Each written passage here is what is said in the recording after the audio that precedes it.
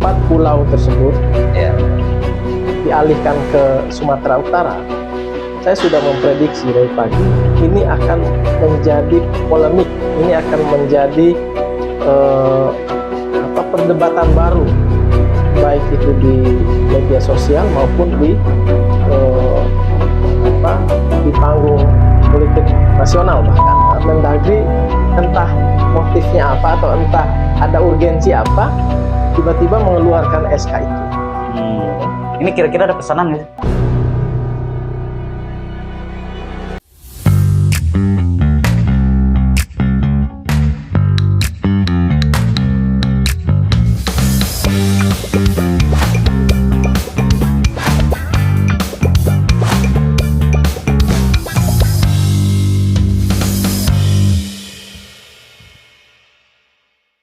Salam sejahtera, rekan-rekan Kopi Tarik, tempat berpikir, berbagi, dan bergerak. Sekarang kita kehadiran Bang Iwan. Ya. Beliau selaku pengamat politik, Direktur Indonesia Politik Review, IPR singkatannya, rekan-rekan Kopi Tarik. Nah, kita di sini akan membahas tentang 4 pulau yang kemarin Aceh dan Sumut itu menjadi dinamika atau polemik di negara kita Indonesia. Nah, di sini Bang Iwan sebagai pengamat politik bisa menyampaikan apa sih sebenarnya yang terjadi di 4 pulau ini sehingga adanya polemik. Iya.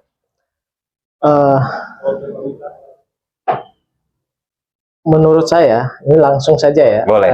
Tadi kan sudah perkenalan, Iya. jadi sudah dikenalkan bahwa saya sebenarnya Direktur Eksekutif Indonesia Politika Review.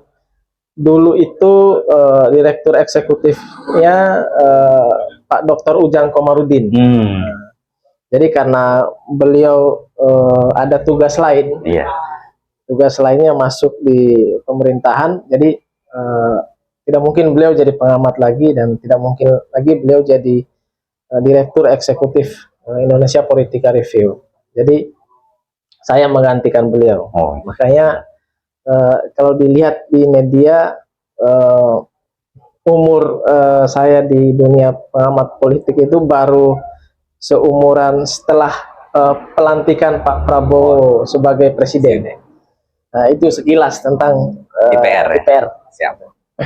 Nah, berbicara tentang polemik yang kemarin sebenarnya hampir pecah menjadi konflik, saya bisa katakan seperti itu karena memang begitu SK Kemendagri itu keluar dan memutuskan bahwa 4 pulau tersebut dialihkan ke Sumatera Utara, saya sudah memprediksi dari pagi ini akan menjadi polemik. Ini akan menjadi perdebatan baru, baik itu di media sosial maupun di panggung politik nasional. Bahkan waktu itu kita melihat dinamika di media sosial. Gubernur Sumut Bobi Nasution pada saat itu memposting bagaimana reaksi rakyat Aceh dan itu sudah sangat kasar sekali. Makanya sarkas sudah sangat kasar bicaranya, sudah sangat masuk dalam kategori ujaran kebencian sebenarnya. Itu merupakan salah satu gambaran reaksi keras dari rakyat Aceh atas keputusan Mendagri itu. Yang kedua, eskalasi yang muncul adalah kalau dalam teori konflik itu kan semakin mereka diinjak secara politik, ini kan diinjak secara politik. Kalau menurut saya. Jadi SK ini mendiskreditkan Aceh dari konflik ini. Ini kan sebenarnya konfliknya sudah lama sekali. Namun pada akhirnya Mendagri entah motifnya apa atau entah ada urgensi apa, tiba-tiba mengeluarkan SK itu. Ini kira-kira ada pesanan nggak sih? Kita akan lihat di pembahasan nanti. Jadi kita cerita dulu nih. Kita cerita tadi kan eskalasi di media sosial. Kita melihat bagaimana luka lama itu muncul lagi. Luka lama yang saya maksud adalah Aceh ini kan wilayah atau provinsi yang dulu punya sejarah konflik yang cukup lama dengan NKRI, ya kan? Betul. Bahkan gubernurnya sekarang pun itu mantan Panglima GAM, Ya. Gerakan Aceh Merdeka. Nah, kita lihat di media, gerakan-gerakan itu muncul lagi, ya kan? Bahkan kita lihat kemarin mereka konvoi dengan mobil itu dipenuhi dengan bendera Gerakan Aceh Merdeka dan dihadang oleh TNI. Dan mereka itu kalau saya lihat melawan. Artinya kalau SK ini tidak diambil alih oleh Presiden Prabowo,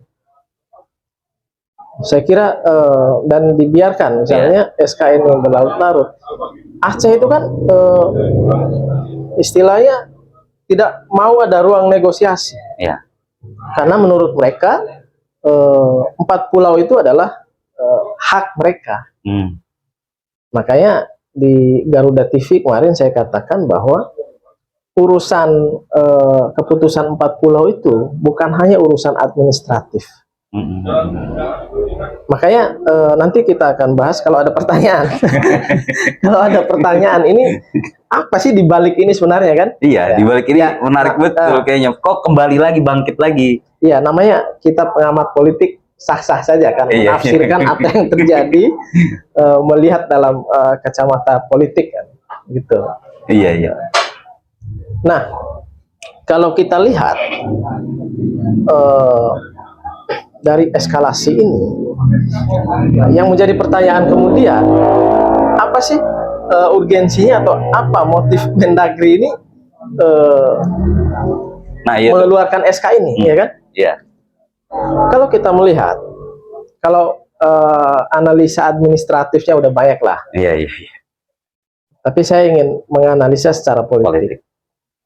Bahwa memang yang pertama, Aceh ini terkait dengan 4 pulau ini, saya sudah katakan mereka tidak akan mundur selangkah pun walaupun SK itu sudah keluar. Jadi eskalasi perlawanan, demo dan sebagainya itu baru sinyal kecil, ya kan? Sinyal kecil secara politik dari Aceh untuk pusat.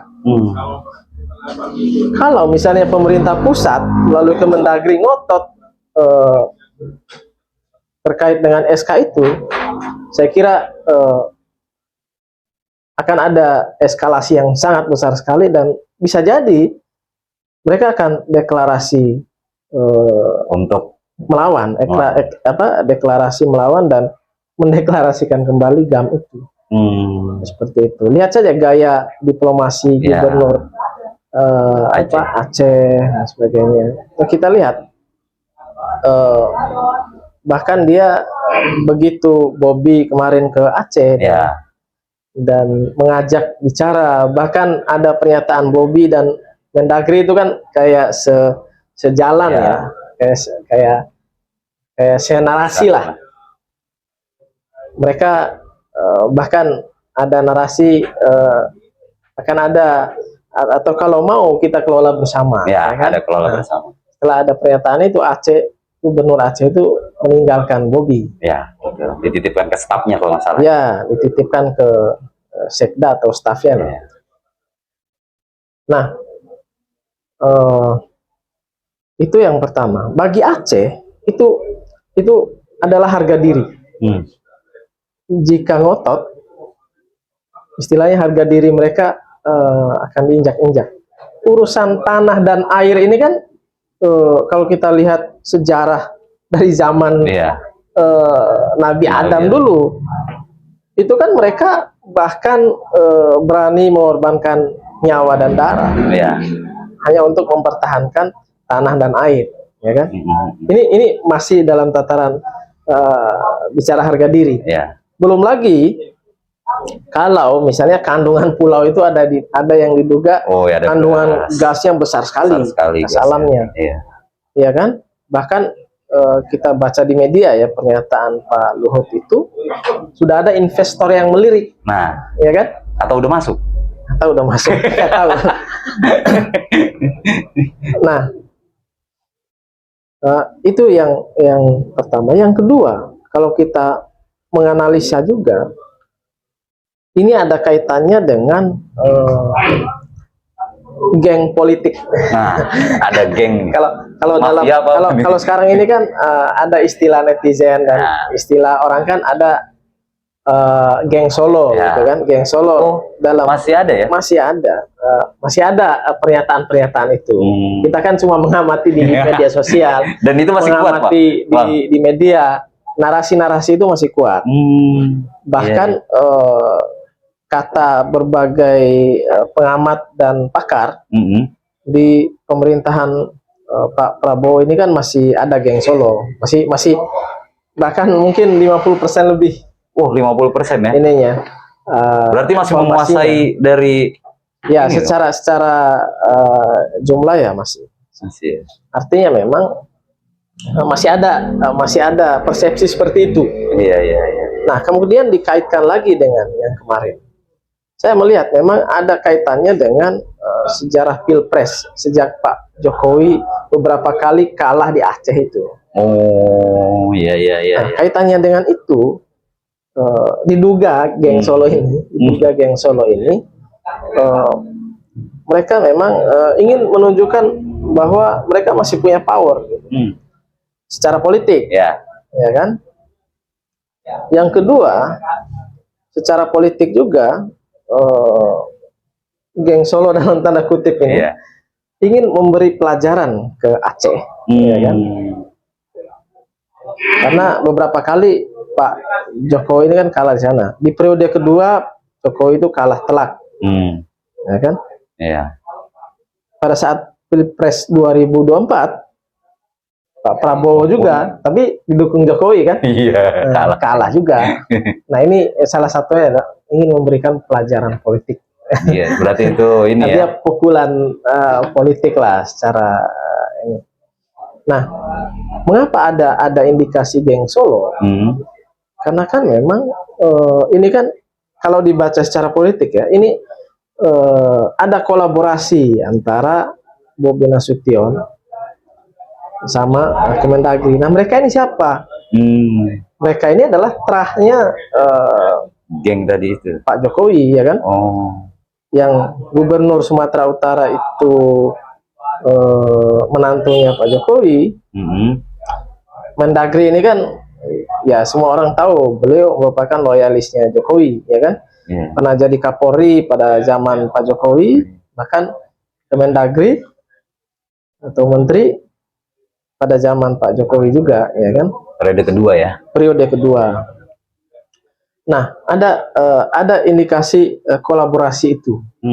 Makanya berkaitan dari awal yang saya jelaskan tadi. Nah, kira-kira apa lagi yang mau kita analisa? Kira-kira dampak dari keputusan SK itu untuk Mendagrinya ini menghambat dari progresivitas pemerintahan Pak Prabowo nggak? Kira-kira, Bang? Iya, kalau kita melihat keputusan Pak Tito sebagai Mendagri terkait 4 pulau ini kan sangat berani sekali ya, kita lihat. Iya. Sangat berani sekali.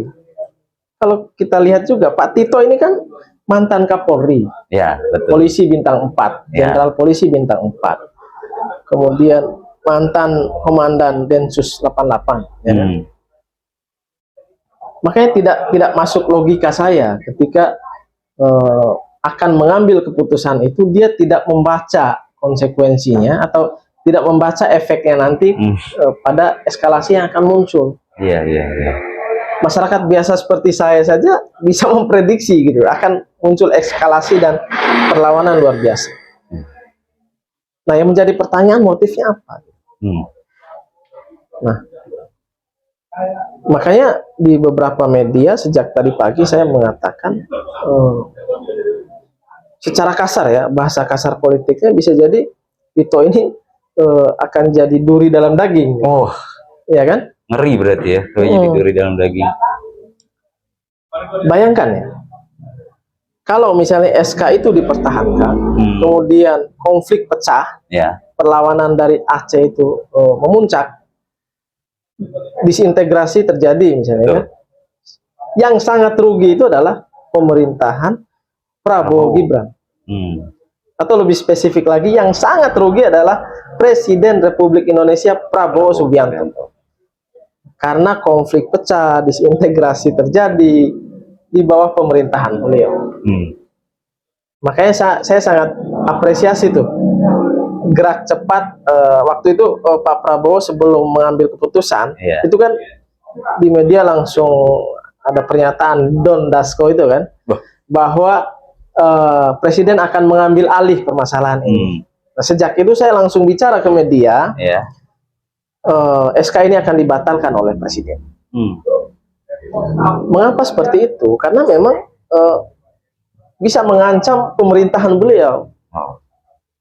Menurut saya, setelah polemik ini muncul, saya kira ada orangnya Pak Presiden mungkin turun ke bawah mengkalkulasi apa yang terjadi di bawah, ya kan, menimbang-nimbang, mengukur-ngukur kira-kira bagaimana eskalasi yang terjadi.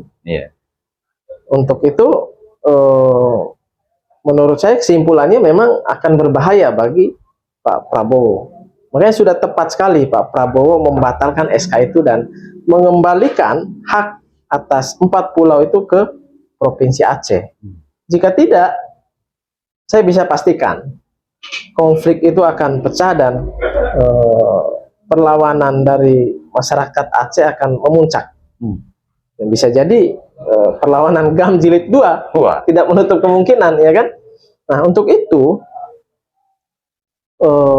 dari keputusan Pak Presiden kemarin ini kan secara tidak langsung membongkar kebobrokan Mendagri ini, iya kan? Betul. Artinya ini diambil alih oleh Presiden dan dibatalkan oleh Presiden. Berarti keputusannya ini memang kalau bahasa perusahaannya sudah bahasa politiknya sudah sudah offside banget. Sudah offside banget dan sudah layak dipecat kalau dalam perusahaan. Ya, atau dalam organisasi misalnya. Itu udah PDLT. Itu udah layak berarti, Bang, ya? Artinya menurut saya, walaupun Pak Prabowo beberapa hari kemarin mengatakan tidak akan ada reshuffle dan menterinya bekerja baik sekali, tapi menurut saya inilah momen yang tepat menurut saya Pak Prabowo itu membersihkan kabinet dari menteri-menteri yang bermasalah dan bikin masalah, suka bikin masalah. Salah satunya yang tadi. Kalau saya bisa sebutkan juga ada yang sekarang masih dibahas di pengadilan, itu perlu dibersihkan yang begitu-begitu. Menkop, karena Menkop Budiari kan. Karena memang Menkop ini sedang mengemban tanggung jawab yang sangat besar sekali. Terkait dengan koperasi Merah Putih, ya kan? Itu kan 80.000 koperasi ya, yang menurut dia sudah dibentuk dan itu membutuhkan anggaran sekitar 200 atau 400 triliun, 400 triliun kan. Nah, untuk mengelola anggaran sebesar itu, saya kira perlu orang yang tidak dipertanyakan integritasnya. Kredibilitasnya, bahkan ini kan disebut-sebut terus di pengadilan, ya kan? Makanya yang begitu-begitu itu dibersihkan harusnya. Belum lagi ada menteri yang sejenis itulah, yang sejenis itu disapu bersih, karena dalam situasi seperti ini, situasi ekonomi yang tidak menentu, situasi global yang sangat mengkhawatirkan, saya kira Pak Prabowo itu membutuhkan mesin yang bersih dan bisa melaju kencang. Tidak ada penghambat. Tidak ada penghambat. Kalau Pak Prabowo misalnya ingin melaju kencang, tapi mesinnya masih sibuk sendiri, ya kan? Bikin polemik lah, kemudian bikin potensi konflik dan sebagainya. Saya kira akan susah Untuk nanti Pak melajunya. Prabowo untuk melaju mencapai keberhasilan program-programnya atau visi misinya. Ya. Jadi saya kira ini momentum. Ini kan sudah mau setahun ya. Ya, udah Prabowo mau setahun, Bro. Jadi ini dalam rangka membersihkan itu dan supaya bisa melaju kencang. Seperti itu. Tapi menarik tadi tuh, Bang. Ya. Ada yang menggelitik menurut saya terkait tadi yang berstatement bahwasannya ini akan diambil alih oleh Presiden Iya. untuk yang keputusan SK tersebut. Nah, Iya. terus juga ketika kemarin duduk di meja, Iya. itu ada salah satu pejabat negara atau dari keterwakilan rakyat, malah dia yang menjembatani dari Presiden. Iya. Sedangkan di situ ada salah satu menterinya. Iya. Betul. Kalau kita lihat sejak awal pembentukan kabinet ini, Ya, beliau itu kan berdiri bahkan di samping presiden.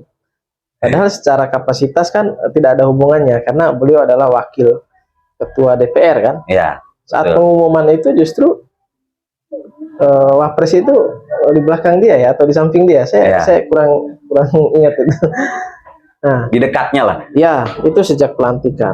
Kemudian dalam kasus yang sama, Ya, pada saat itu kasus LPG ya, ya. ribut-ribut soal Betul, LPG. LPG. Ini kan yang muncul beliau juga, Ya. ya kan?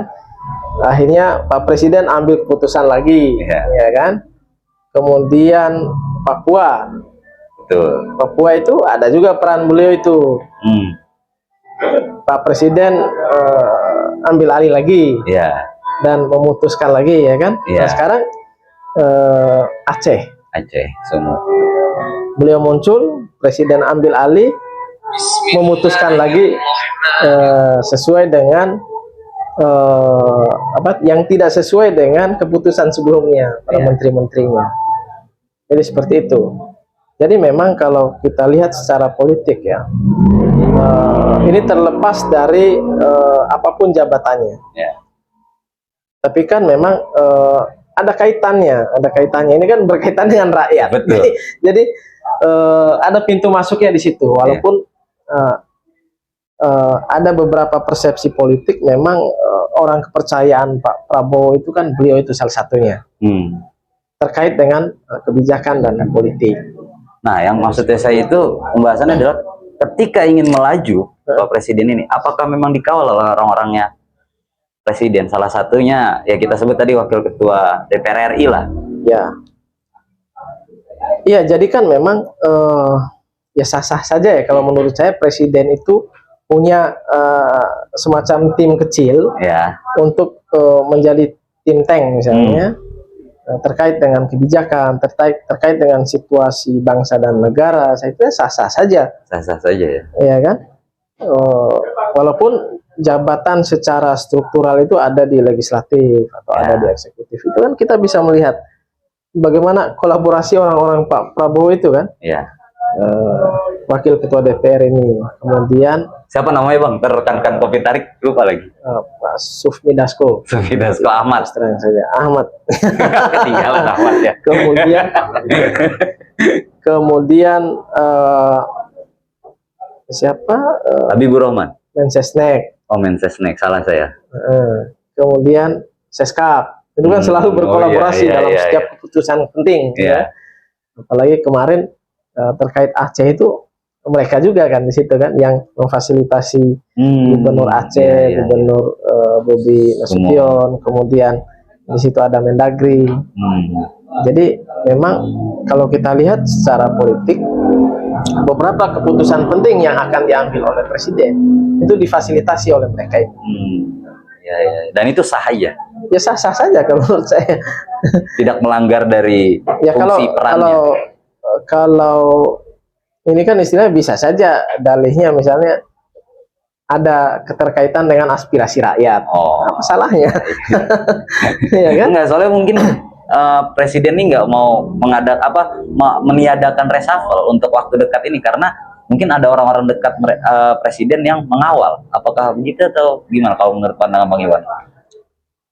Iya, kalau soal reshuffle ini kan walaupun memang akan ada masukan-masukan dari orang dekat, Ya, dari kerabat, dari koalisi politik dan sebagainya, saya kira tetap kembali pada bahwa presiden itu punya hak prerogatif untuk itu, ya kan? iya betul. Ketika misalnya ditimbang-timbang oleh presiden, kayaknya memang harus di reshuffle. Nggak ada juga hubungannya dengan mereka mengeluarkan itu. SK itu. Iya, ya termasuk itu. Kalau saya sih sebagai masyarakat sipil biasa bisa punya aspirasi juga yang begitu-begitu dibersihkan lah. Ya. Iya kan? Jangan dipertahankan lah. Iya. Kecuali mungkin ini kan keinginan kita, tapi kita nggak tahu ada kekuatan politik apa di belakang itu, ya kan? Iya. Siapa yang punya orang dan sebagainya itu kita tidak tahu pastilah. Oke.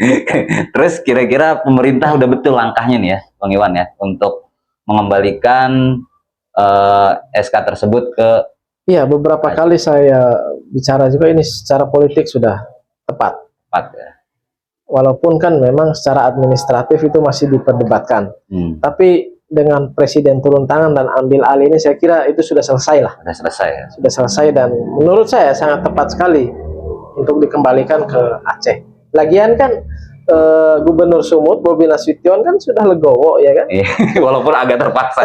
Warga ya itu urusan belakang lah. Iya. Nah, warga Sumut pun beberapa kali saya lihat, bahkan waktu saya dialog di Garuda TV itu, anggota DPD dari Sumut itu kaget juga kok bisa gitu kan? Iya, iya. Artinya dia tidak mendukung itu ke Aceh, karena ke Sumut, karena ya orang seperti dia pun bisa membaca akan menimbulkan konflik.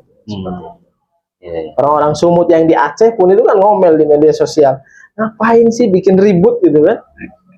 Artinya memang dari berbagai macam aspirasi, kemudian eskalasi yang muncul, protes dan sebagainya, saya kira Pak Prabowo nggak punya pilihan lain menurut saya, dan sudah sangat tepat sekali. Sudah tepat ya. Cuma memang ke depan presiden sudah harus bisa meminimalisir yang begini-begini ini. Kalaupun misalnya Pak Presiden punya tim kecil untuk mengawasi, untuk menjaga itu, harusnya mereka bekerja maksimal untuk mengantisipasi yang begini-begini. Keputusan yang tidak tepat, ya kan, yang merugikan rakyat, yang membuat Presiden sibuk turun langsung, ya kan? Itu lagi di Rusia kemarin kalau nggak salah video call. Lagi menuju Rusia, mungkin di Singapura, kan ke Singapura dulu, baru ke Rusia. Jadi karena sangat pentingnya, jadi harus video call, harus segera rapat, ya kan? Iya. Kurang penting apa lagi presiden turun langsung? Udah urgent betul. Begitu Bang. Nah, kira-kira langkah ke depan agar tidak terjadi konflik ini? Reshuffle. Reshuffle penekanan nih Bang Iwan nih ya kan? Reshuffle dulu. Orang-orang yang bermasalah nih. Orang-orang yang bermasalah. Ini kan tidak menutup kemungkinan kalau mereka masih dikasih kesempatan mengulangi lagi kesalahannya. Oh iya, betul. Tidak menutup kemungkinan itu. Nah, menteri ke depan ini kalau bisa ya jangan ada bos-bos lain lah, ya kan? Jangan ada kepentingan-kepentingan lain lah. Jadi setiap menteri kepentingan ada bos mereka masing-masing. itu adalah bagaimana mengawal program presiden, membantu presiden dengan benar-benar membantu, gitu kan? Jangan ada agenda pribadi, jangan ada agenda kelompok politik lain, walaupun mereka berasal dari latar belakang partai politik yang berbeda, dari latar belakang ada bos masa lalu dan sebagainya. Saya kira itu perlu disingkirkan. Jangan sampai karena banyak kepentingan kita blunder lagi dan sibuk lagi kita. Kalau kita yang sibuk nggak apa-apa, sibuk ribut di media sosial. Ini presiden turun langsung sibuk terus. Artinya harusnya kan tenang kunjungan kerja di sana, bagaimana kunjungan kerja diplomatiknya bisa membawa hadiah atau oleh-oleh dari luar negeri untuk kepentingan bangsa dan negara. Dan kita lihat katanya ada beberapa kesepakatan kerjasama dengan Rusia itu yang sangat menguntungkan lah. Artinya yang begini-begini jangan diganggu dengan blunder menteri, agenda politik yang nggak penting gitu kan. Nah, saya kira sudah sangat penting Presiden itu melakukan reshuffle. Oke, Bang Iwan. Sebelum itu kita coba rasain kopi tarik kita dulu. Kita tarik dulu. Oke, rekan-rekan kopi tarik, sangat menarik pembahasan pada hari ini yang dibahas oleh Bang Iwan sebagai Direktur Eksekutif Indonesia Political Review (IPR). Ya, kopi tarik sebagai tempat berpikir, berbagi dan bergerak